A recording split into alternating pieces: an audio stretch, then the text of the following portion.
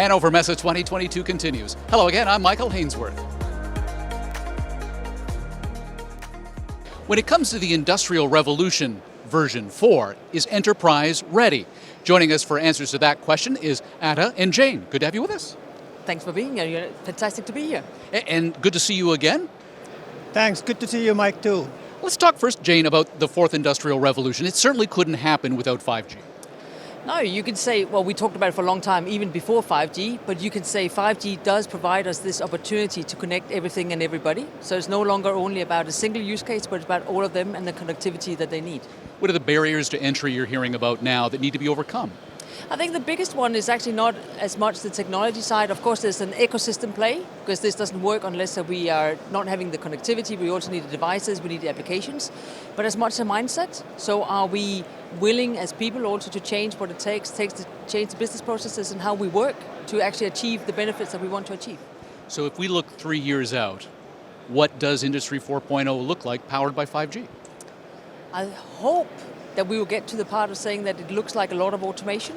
So a lot of the parts where we as humans don't need to participate in every single part of the process, but we can use what we do best, which is not to replace the, machines can't replace us, but that we can do the creativity, that we can be part of actually looking ahead and use the Industry 4.0 to give us this automation level, that productivity and efficiency is there without us having to be part of every step.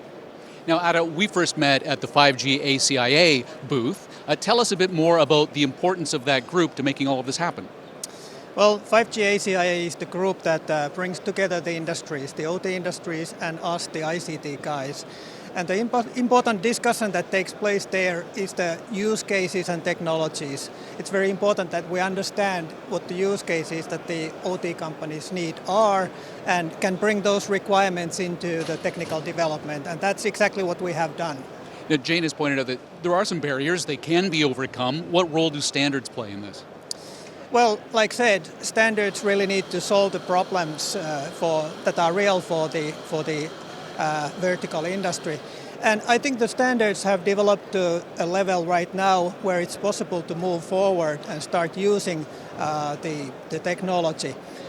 There are some barriers, as mentioned, like the sort of mental take, and also we haven't seen all the technical features that were developed in standards yet in the products, but they are on the way and we're excited to get them into use.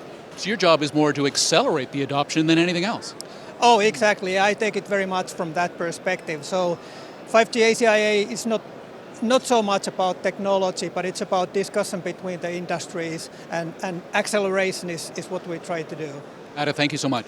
Thank you. And Jane, great to see you again. Likewise. We should do this more often. I think we should, in person. We're here in Germany at Hannover Messe 2022. I'm Michael Hainsworth.